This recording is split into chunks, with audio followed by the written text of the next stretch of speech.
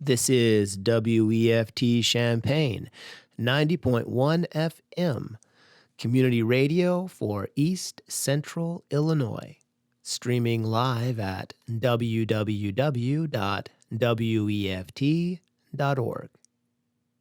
Welcome, everyone, and thank you for tuning in to Weekend Heartbeat, a series of shows that represent a collective effort to bring the thoughts and actions of people working in the nonprofit arena to the forefront, where it needs to be. Join us each Saturday at this time to enjoy a different episode in this series.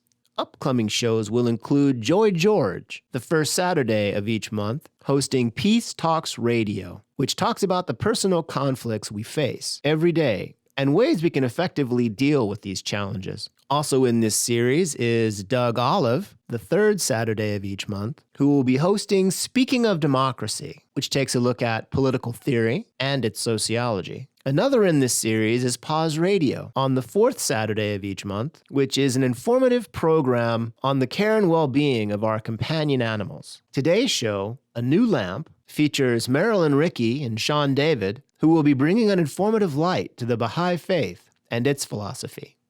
The views and opinions expressed here are those of the speakers and do not necessarily represent those of WFT, its board of directors, associates, its station manager, or Prairie Air Incorporated. The following program is pre-recorded and consists of two parts. The first part is a rebroadcast of a program first aired in 2011. The second part was recorded on September 21st, 2015.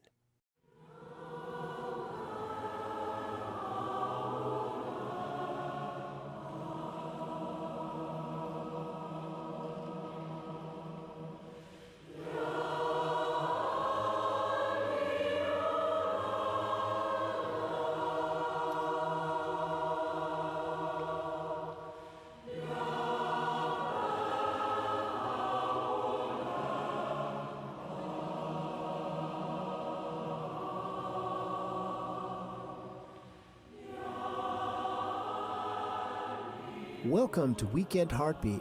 I'm Sean David, and this is A New Lamp.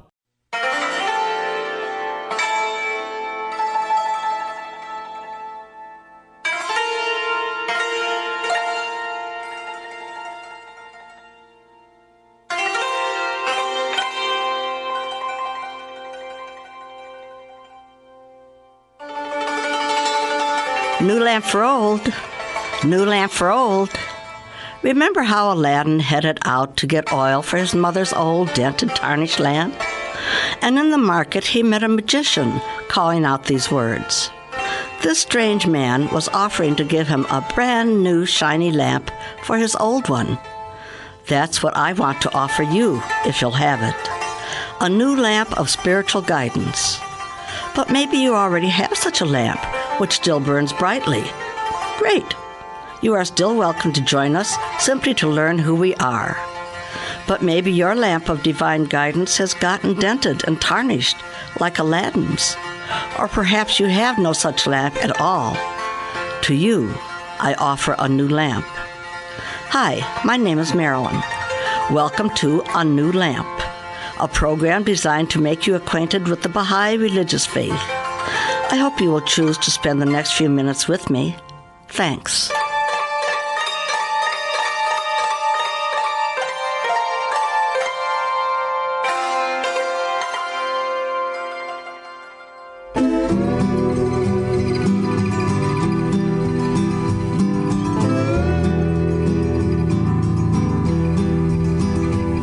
Well, I guess you think your actions are concealed and won't be told.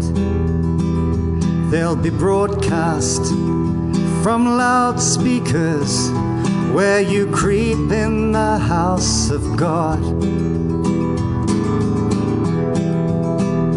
And the poor ones who expired underneath your boots and chains, I hope they make your jury when your judgment day begins. There'll be no place left to run to no cave in which to hide. There'll be no rock, no hole that you can't escape to in the house of God. All the clothing that you pilfered, the furniture and gold, well, I hope it falls upon you where you crawl in the house of God.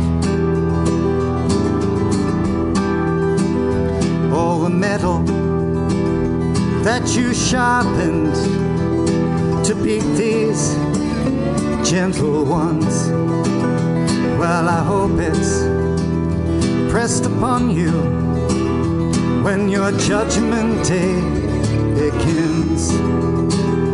There'll be no place left to run to, no cave in which to hide.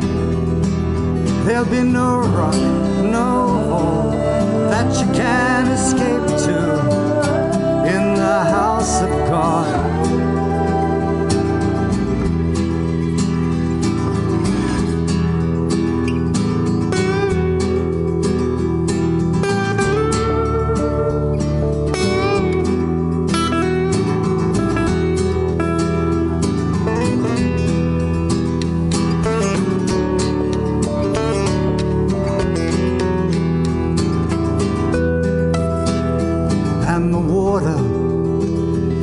Denied them when the sun was at its height.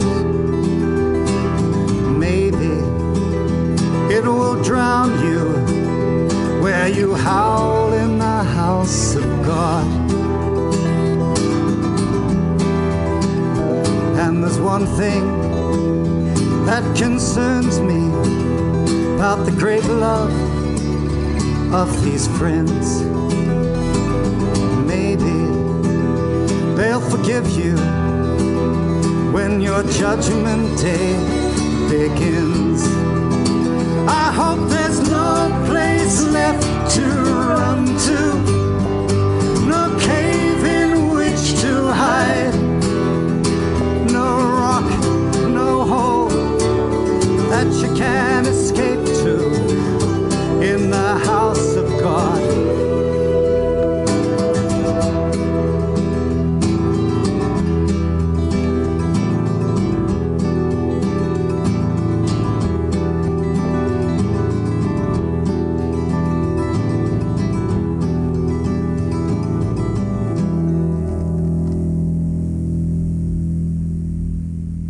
So far, I have introduced you to those holy beings who founded the Baha'i religion.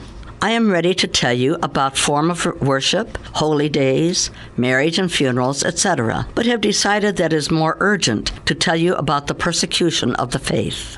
I have already told you about the slaughter of the believers during the heroic period of the newly developing faith. In this country, we may not like what someone else believes, but true persecution is not part of our experience. In the Muslim countries, it is still prevalent, and most notably in Iran, the cradle of the Baha'i faith.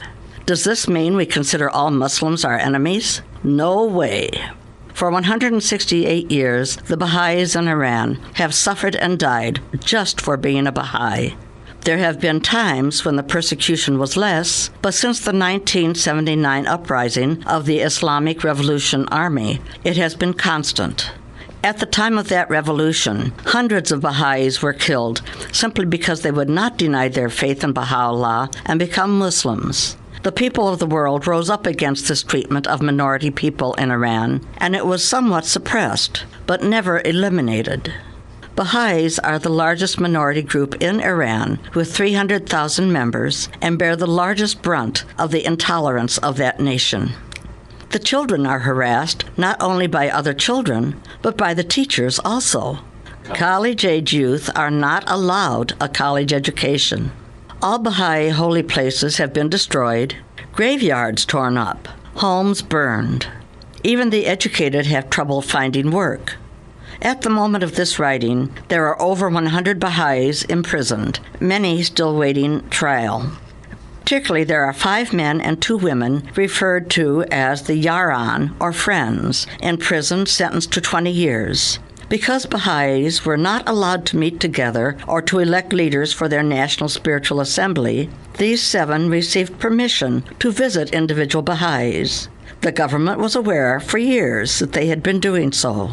During the revolution, 9 members of the National Spiritual Assembly of Iran had been killed, and when 9 new leaders had been elected, they too had been executed. So the 7 Yaran was the only leadership in the country.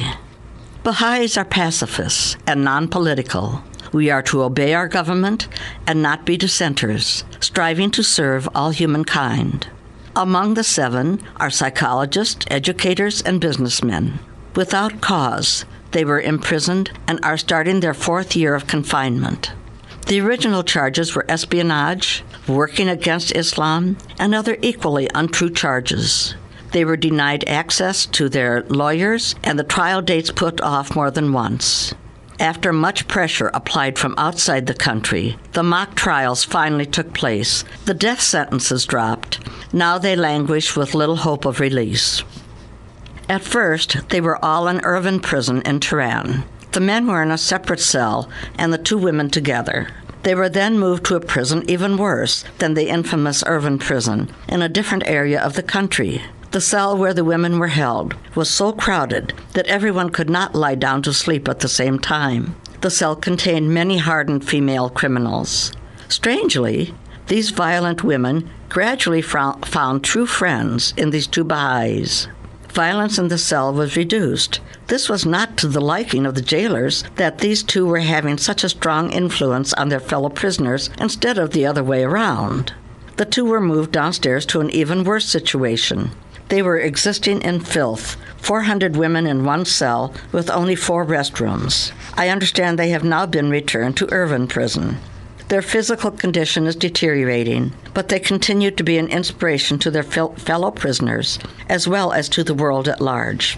I am proud to say that our Illinois Senators, Kirk and Durbin, have created, in bipartisan fashion, legislation regarding human rights conditions in Iran, particularly focusing on the Baha'i persecution. A program was held in Senator Kirk's office in Washington, D.C. on May 12th of this year regarding the situations of the Iranian Baha'is. To see it, go to Senator Mark Kirk's website and see the video of it. Thank you, Senators. I'm proud you both represent Illinois in our national government. The words of this next piece of music are Baha'u'llah's. The land of Ta refers to Tehran. If you have questions or comments, please contact me at anewlamp@yahoo.com. Let nothing grieve thee, O land of Ta, for God hath chosen thee to be the source of the joy of all mankind. He shall, if it be his will, bless thy throne with one who will rule with justice, who will gather together the flock of God that the wolves have scattered. Such a ruler will, with joy and gladness, turn his face towards and extend his favor unto the people of Baha.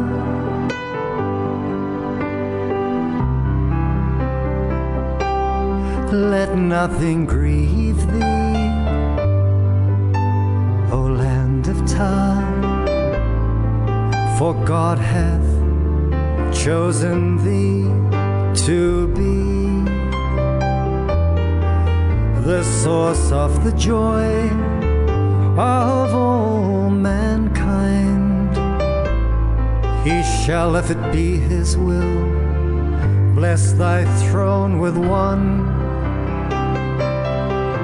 who will rule with justice, who will gather together the flock of God that the wolves have scattered. Such a ruler will, with joy and gladness, turn his face towards and extend his favor unto the people of Bahia.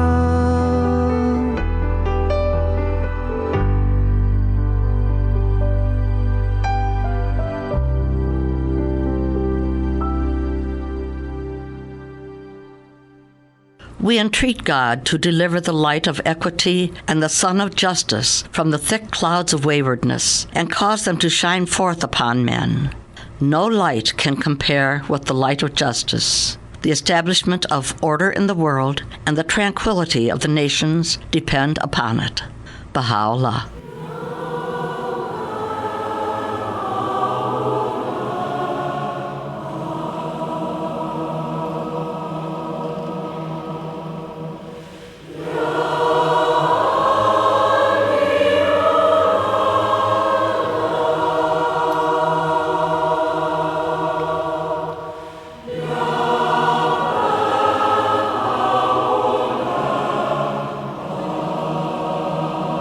Thanks so much for being with me this morning.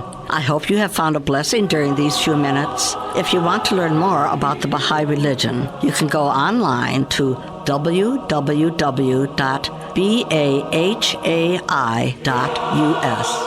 To contact me, my email address is anewlamp@yahoo.com. Thanks, and have a great day.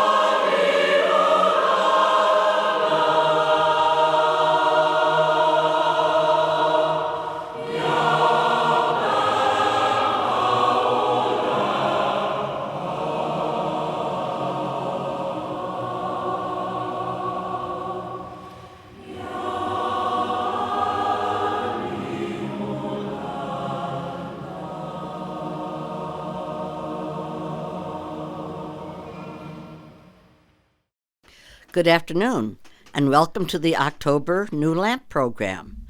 Our guests today are husband and wife team, Karen Lavazza and Bob Quinlan. Welcome to you both. Well, thank you. Thank you very much, Marilyn. Hi, guys. Hey, Sean. Hi, Sean. You are our first Baha'is from Muhammad to be on our program. And today we'll be thinking about what it means to live a Baha'i-based life. But first, let's just hear a little bit about each of you. Such things as your early life, careers, family, whatever you think would be of interest. All right, I was born in Joliet, Illinois, to a rather large family, Catholic family.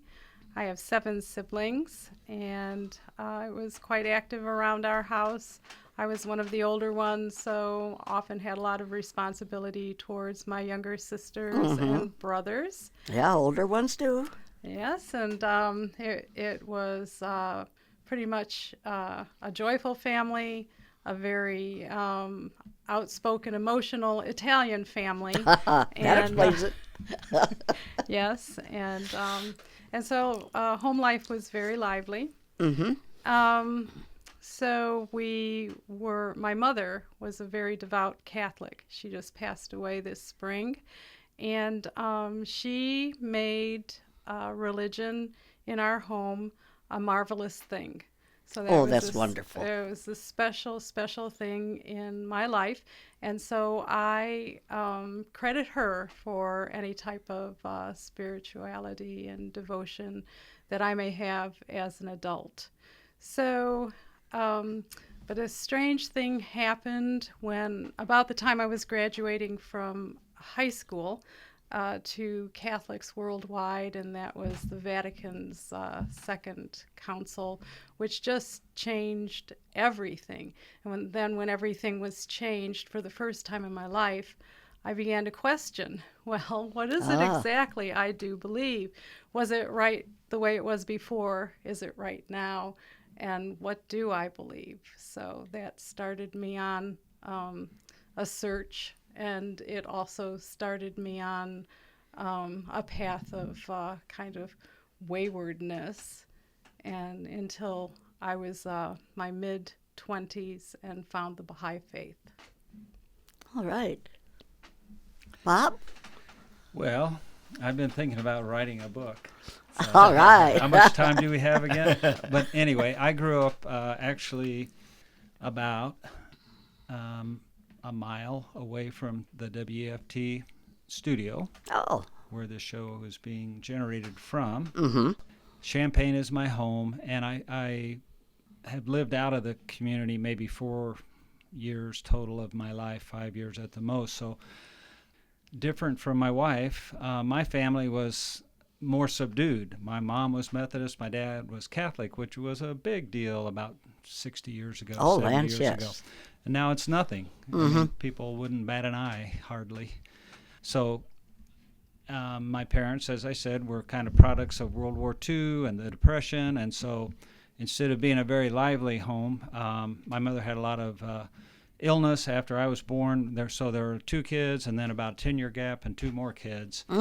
And so it led for many varied experiences. I had some foster parents for a while when my mom was very ill, who were very dear to me. We had an Amish housekeeper once for about 6 months, 5-6 days a week. Mm-hmm. We had people living in our home at least half of my childhood. So that allows me to kind of feel, one, that privacy is good, but it's also not mandatory. So anyway, went to Holy Cross for my education, and they had what's called a catechism, a book, and they'd teach the young children, we're all God's children. There's only one God, and they'd have different shades of children there, all happily interacting. And I think as I grew older, I didn't see that so much. I didn't feel it maybe in practice.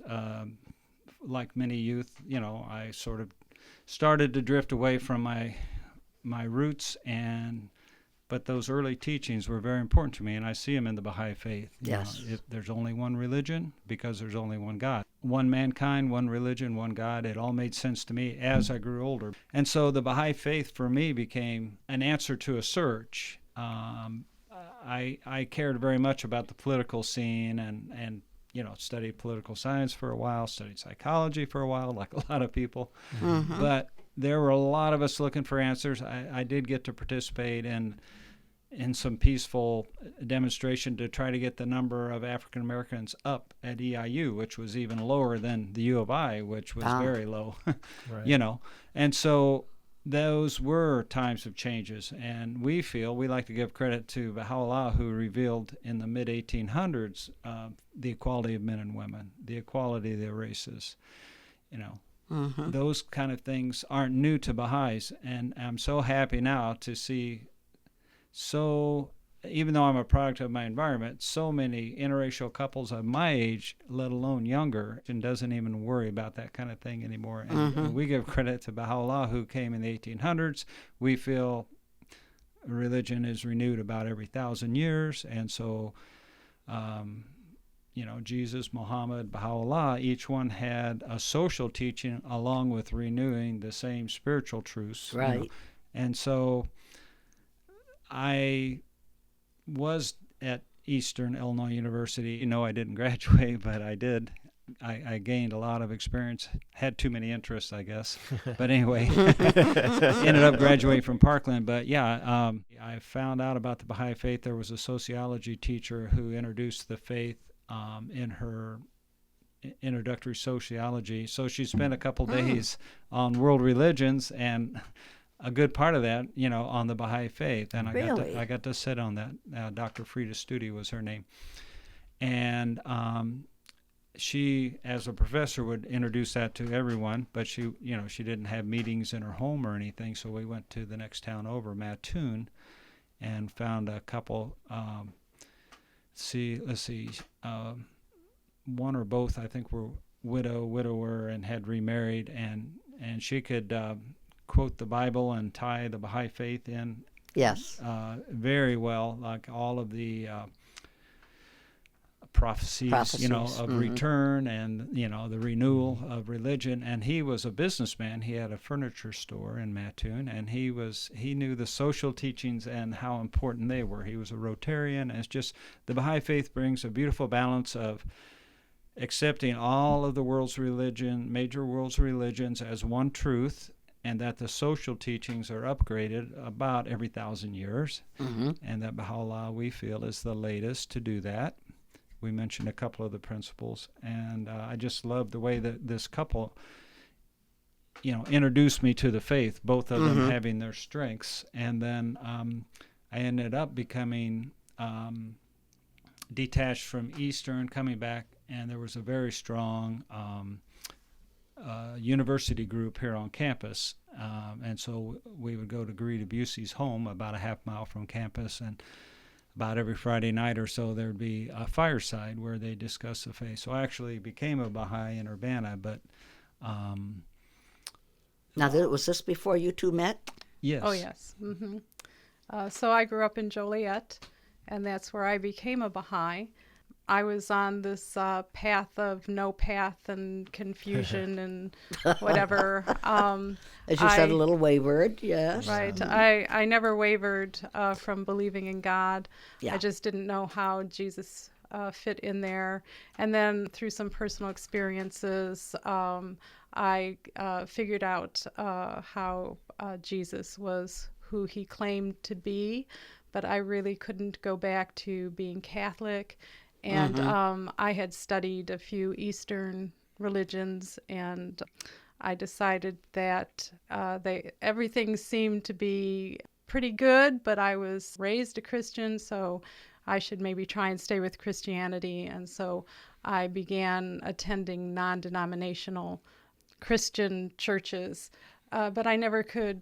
I was not a good fit because I know that feeling. because I just was really troubled by what I was hearing as far as certain interpretations went. And my struggle was that the Bible, I was 100% sure, was a book of truth. So the Bible is a book of truth, but how could some of the way things were being interpreted, how could they be the truth? And it caused quite a bit of turmoil in me. And I remember one night I was at my home and I was reading the Bible, and the thought occurred to me, God talked to his people throughout the ages. And why has he been silent for so long? Yes. And it was right after that I would say the Baha'i faith found me. It found me, and all of a sudden I went from never in my life really feeling like I felt I was in sync with any group to feeling like this was my home. This A is little bit of where an I felt. outsider. The confusion was fading away. I had this feeling that I could turn back and look at my whole life and see how all of a sudden it just made so much sense because it was leading me to that specific point. Absolutely. I mean, it was big, Yeah. very big. So I became a Baha'i, and it was wonderful. And I was about 24. And then before I was a better student than Bob. So school was kind of my world, but I was in and out of it because of all of my wandering around and confusion. But then when I became a Baha'i, education is highly valued. Yes. In the faith, and Baha'u'llah talks about its importance over and over again. And so finally I said, okay, well, I'm going to finally go to school. I'm going to finally finish my degree. And so I went to Southern Illinois University, and that was in the late 70s. And there were Baha'i activities that were happening district-wide. And Bob came down to some of those activities, and that's how we met. Yeah, the Baha'i faith, it's not by no means mandatory to marry within the Baha'i faith, but, you have many things in common, and so it's natural that you would often meet someone, Absolutely. So when Bob and I met, we knew that we both wanted to find a spouse. We both wanted to marry. We both wanted to have a family, and we both wanted to raise children that would grow with the love of God in their hearts. So we knew that. The devil was they did that. They might have pulled that off, maybe. the devil was in the details. So, and Very then good. 8 years later, we had 4 daughters. So, and then it was pretty busy time for us. When I met Bob, he had just begun his career as a Champaign firefighter. And we were both agreed that we wanted to raise our children. We didn't want to necessarily send them to daycare or whatever, and especially in their very early life. Yes. So we were willing to make whatever monetary sacrifices, although Bob did have a very, very good job. We still needed to pinch pennies at that time, and make the sacrifices to have him have the burden of having to go to work and me have the burden of having to stay home all the time. Yes. I guess that's something that I strongly believe in, that those children need us during those years. And like you say, it's the values you're teaching them are so much more important than having fancy clothes and swimming pools or whatever. Right. So, yeah. So you raise them the best that you know how, and then when they are raised, you realize that probably a lot of what you did was you would do differently if you knew what you knew now. But none of our children have ended up in prison or are drug addicts. That's what I think about when I view my children. It's like, wow, they turned out so well. In fact, we're so young when we're doing this and inexperienced. Yes, I'm proud to say that all of them are tax-paying adults. With my career, I was actually gone 24 hours every third day. I worked for the Champaign Fire Department starting in 1978, and have since retired from there. But I give Karen a lot of credit. She carried the ball. And there are a lot of singles moms out there that do a wonderful job, and single dads too, or people who, don't have the traditional couple at home every night. But she even homeschooled the girls part of 2 years for the oldest, one for the next. And just because we thought that was best for them at the time, and she had a teaching degree, and but just the idea that she took care of everything that needed to be taken care of those 24 hours, and then if overtime came along or whatever, the mom is in the Baha'i faith. We know that the mother is the first teacher of the child, and that's a very important role. Baha'u'llah said that if there was only enough resources to educate, say, one of 2 children, one a boy and one a girl, it's most important to educate the girl because she's the first teacher of the child of the next generation. And so that's what happened. And we were blessed that we didn't have to struggle really financially because we had a steady income. When I worked construction before the fire department, there's a season of work and a slow season. But the career I picked, I do want to talk about that at some point. And Karen, she made a lot of sacrifices. It's called the fire service. We're serving the greater public, but sometimes your family suffers for you being there for, everybody else. If you decide, okay, I got to take this overtime when there was a family. So in a sense, the family is serving the community. It is. And very much so, and especially for, I have just found out because Bob is retired from the Champaign Fire Department, but is now a volunteer on the Corn Belt Fire Department in Mahomet. And I have to say that the families of those volunteer firefighters really sacrifice a lot. I basically knew when Bob was going to be coming or going. It was a very different feeling from right now. Getting a call in the middle of the night, getting a call in the middle of dinner, getting a call in the middle of a meeting, a middle of a family event. This is as bad as being a doctor. Right, and worse probably. And the volunteer, needs to respond when he's able to that call. Right. And I'm thanking God that wasn't the situation when our family was growing up. So Right. it would be very difficult. But Bob would be gone at the fire department. But I have to say that Baha'u'llah's principle of the equality of men and women was something that we tried to put into place, and we struggled with because it's always evolving. But Bob would come home from work and he would just jump in with both feet in caring for the kids, being with the kids, playing with the kids, taking the kids places. So they had, for that time, a very special father that a lot of my other friends, were not reporting to me that their spouses were like.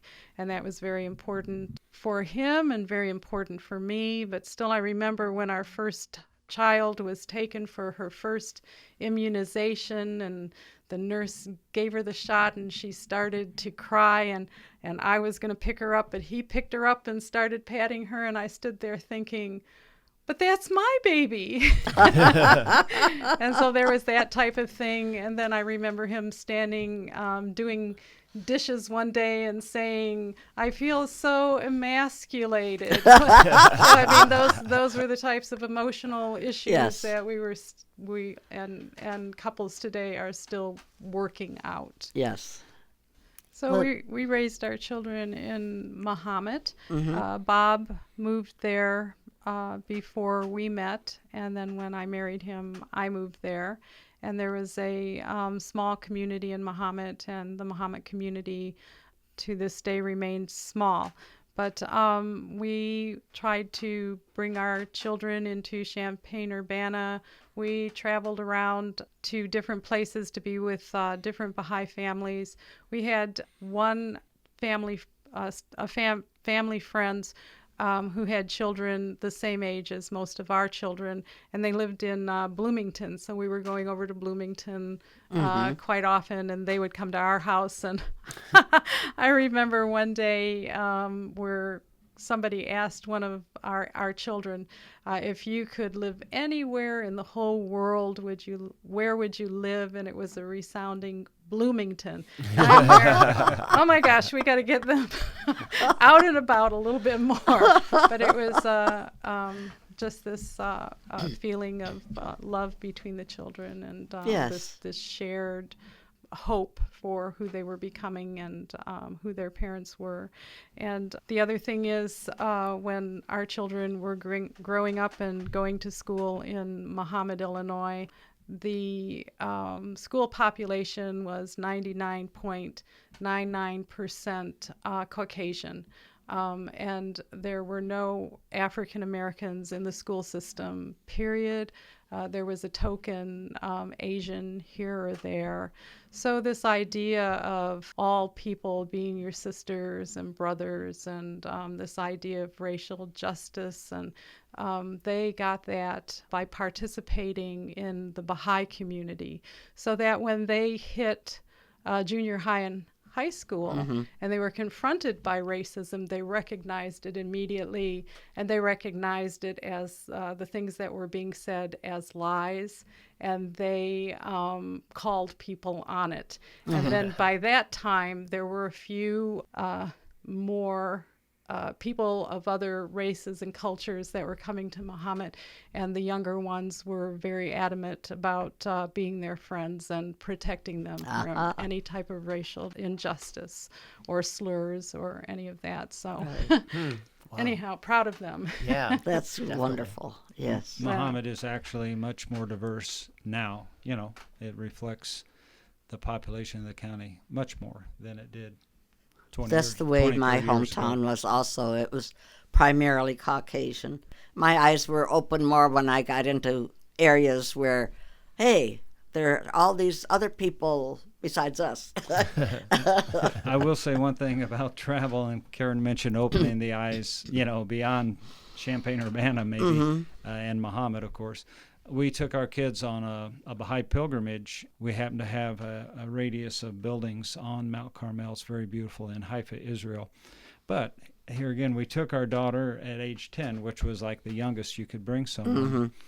And now our kids, they love every culture, I think. And one daughter's a human geographer. One daughter helped bring interns into the United States from varied parts of the world.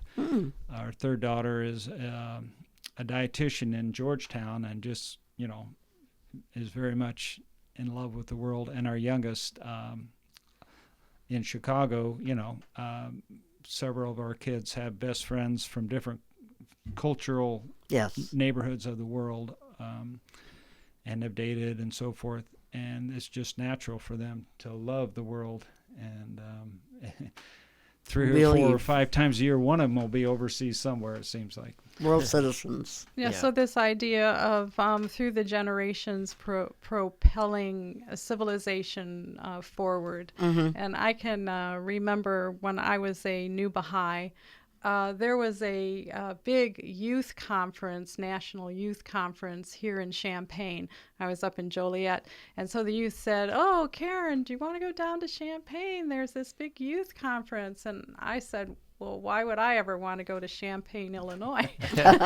Because everything I needed, all the people I loved, everybody was just right there in Joliet. My whole family, all my friends. Sure.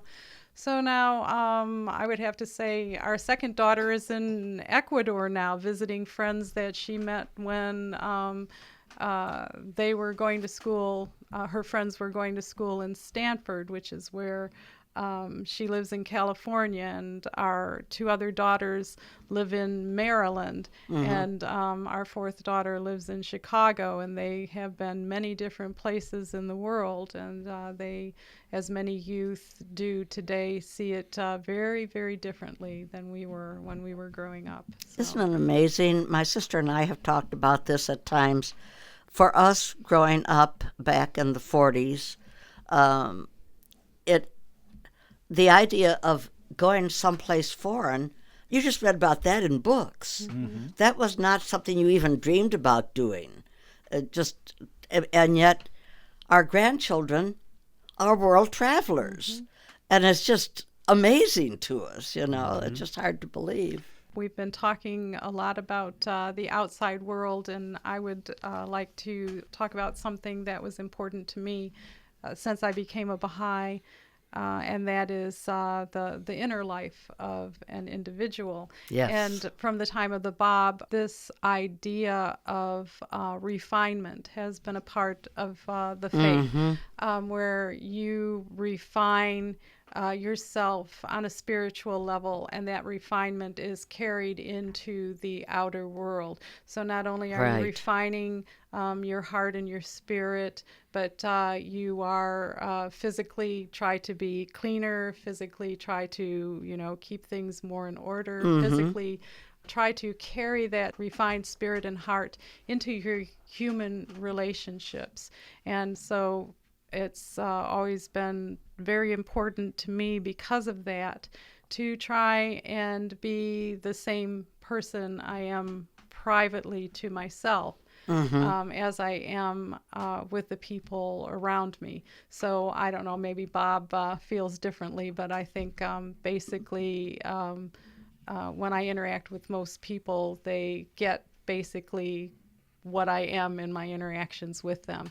And not to say that they're perfect, but hopefully keep on refining on the inside and carry that to the outside. And Baha'u'llah is very specific in saying that this is really how the world is going to change. The individual changes themselves and begin to refine themselves, and then they marry, and they carry this refinement into their marriage and then into the family, and then the family carries that into the outer world. And that's how we're going to make this civilization that advances. So I'm so glad you've made that point, because I think it's one that tends to get missed.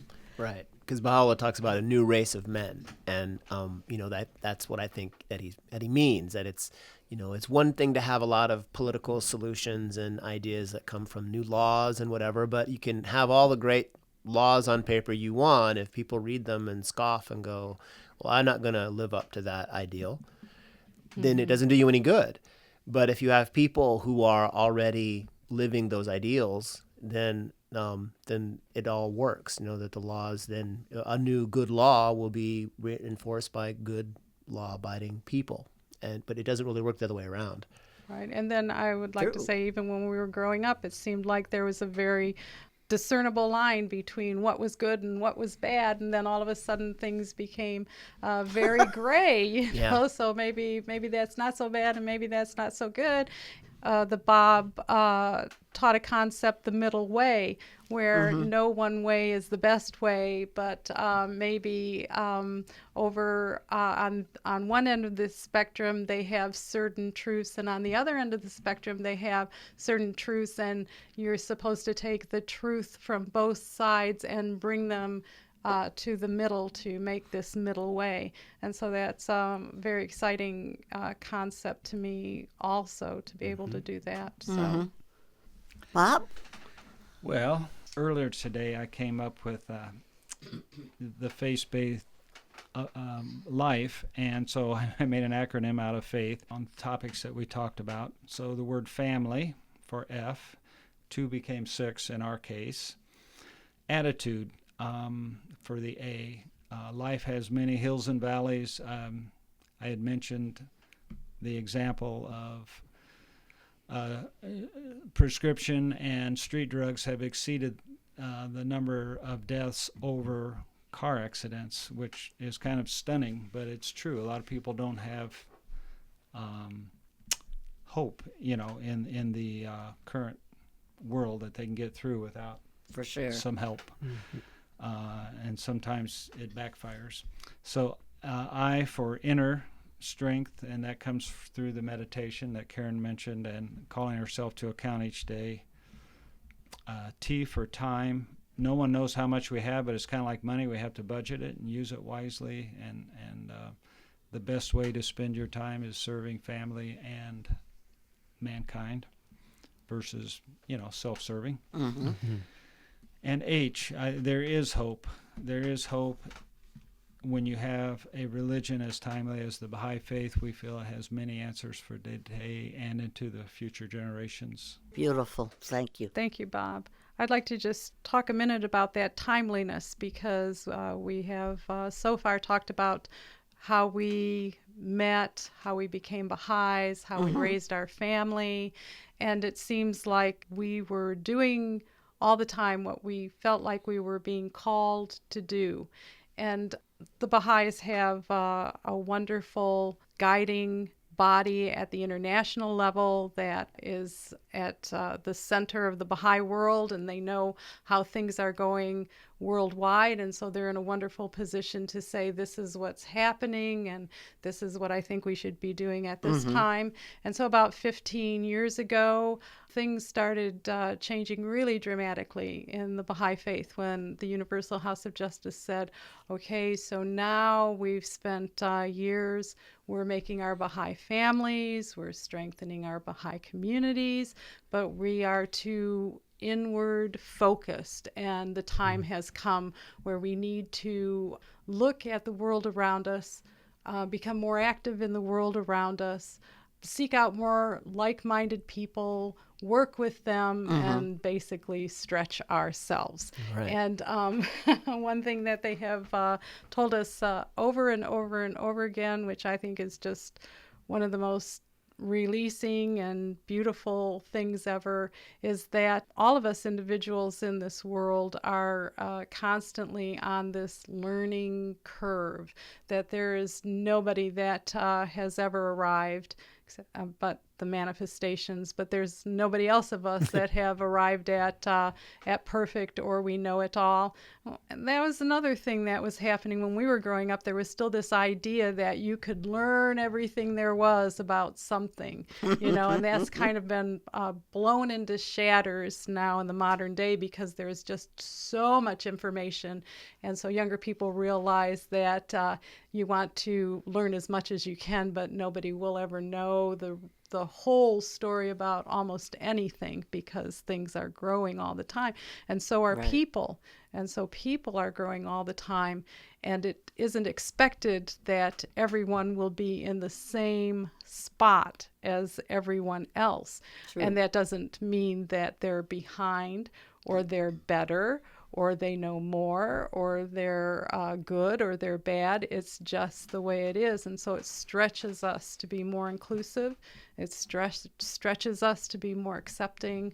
And it stretches us to be more involved in the world around us. So, That kind of reminded me, you talked about this idea of stretching, and it's like so often we hear the words, studies say that. Studies have proved that. And as soon as that gets out of their mouth, it isn't long before it's, whoops, studies say that. Right. A new study. Right. And of course, for people who study science, as a discipline, that kind of change is par for the course. But for the rest of the citizens, this idea of settled knowledge is a hard one to break. The fact that knowledge is growing all the time is very difficult for a lot of people. Well, to what you were saying about personal growth, we never reach that point of perfection. But, once in a while there'll be a spot in our life when we might feel like, as we get older, it's like, okay, what is there now? It's like, okay, I think I've gone as far as I can go. Well, watch out. so true. Because when you reach that point true. of, Boy, you're going to find out. you're going to find out what you don't know. That's for sure. I know I had mentioned earlier that we're sending this out from WFT. We're actually at the Urbana Baha'i Center right now recording it, and we're in a library that's full of books. And there's so much that can be learned about the Baha'i faith if anyone ever wants to come check out a book. Or Marilyn will tell you, I'm sure, about Sunday devotions and things like that. Right. So there was one other thing I was going to mention when you were talking about being at home with the children. In today's world, a lot of people will say, "Oh, she's just a stay-at-home mother," and that just bothers me so. Baha'u'llah has told us, Abdul Baha has told us, that being at home with your children is work. It is acceptable as work. And you stop to think about it. What is more important in the world than the job of being the mother and teaching those children? That is not to be scoffed at. That is not second rate at all. It is right up at the top there. Let me just say, though, my career as a firefighter, at times is dangerous, but oh, very much. But Karen had an even more dangerous job at times. Not as a single mother. She taught driver's training for a while, part-time. Oh, really? Okay. She worked about 3 years at the Regional Board of Education, full-time, and she also worked for a local dentist in Mahomet for about 5 years. So after the kids grew up, she did work. So she's... well, that's the thing. There is plenty of time for young women to be that mother and then go out and find whatever it is they have on their mind that they really want to do. It's not like back in the days when mothers were old at 40. Right. Mothers are just starting to get into the world and have all the time in the world to do it. Well, thanks, Karen. Thanks, Bob. We're getting toward the end of the hour here, but I wanted to make sure that we talked a little bit about the fact that this is the WEFT Heartbeat Collective, and the purpose of this program is to showcase work that's being carried out in the not-for-profit sector here in town. And so this show is supposed to be working in the not-for-profit sector, and mainly we've been talking about family. Actually, Sean and Marilyn, family is the ultimate not-for-profit. That's right. Right. Well, I would just like to say that Abdul-Baha, one of the central figures of the Baha'i faith, has told us that the basic unit of society is the family. So family relationships, how brothers treat each other, parents and children relate to each other, is brought into the greater society by those individuals.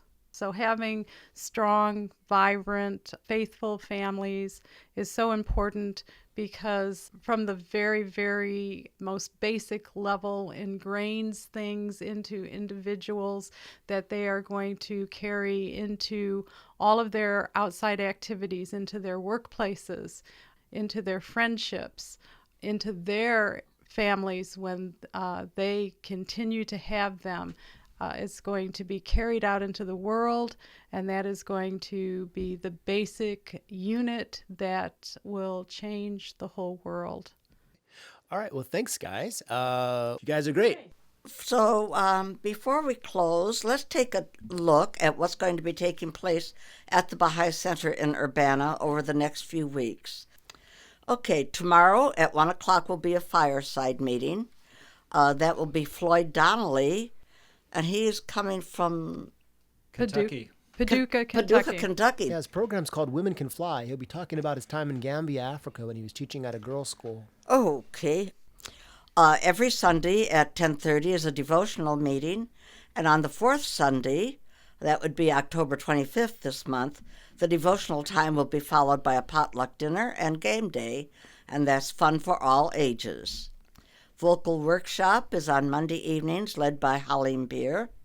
Tuesday evening at 7 is a prayer meeting led by Joan Mills. And the Baha'i Center is at 807 East Green Street in Urbana and is wheelchair accessible. These events are open to the public.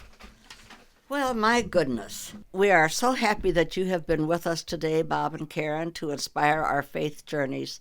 Thank you, both of you. Well, thank you. Thank you for having us. Yeah, thanks for coming. And we're going to be doing some reading of Baha'i writings, and hope that you will join us in doing that. Of course. Sure. Lift up your hearts above the present and look with eyes of faith into the future. Today the seed is sown, the grain falls upon the earth, but behold, the day will come when it shall rise a glorious tree, and the branches thereof shall be laden with fruit. Abdul-Baha. It is indeed a good and praiseworthy thing to progress materially, but in so doing, let us not neglect the more important spiritual progress and close our eyes to the divine light shining in our midst. Abdul-Baha.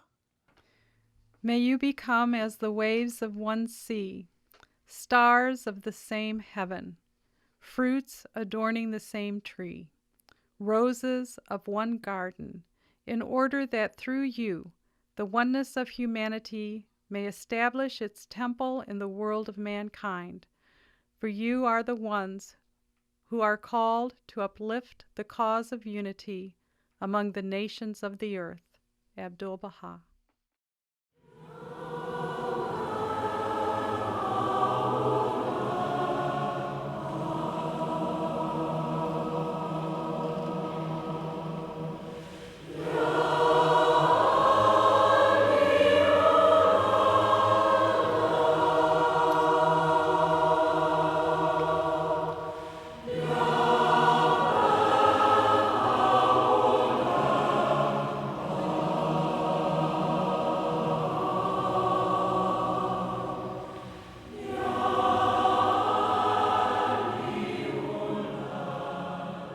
music on today's program were House of God and Let Nothing Grieve Thee by Grant Hendon Miller. If you would like to learn more about the Baha'i community in the Champaign-Urbana area, or any of the activities we have mentioned today, you can visit our website at www.cu-bahai.org. If you would like to learn more about the Baha'i Faith, you may go to www.bahai.us. Thank you again for joining us today. I hope you'll join us again next month. Goodbye. Thanks for listening to this week's Weekend Heartbeat on WEFT Champaign 90.1 FM, Community Radio, Champaign-Urbana, Illinois, streaming live at www.weft.org.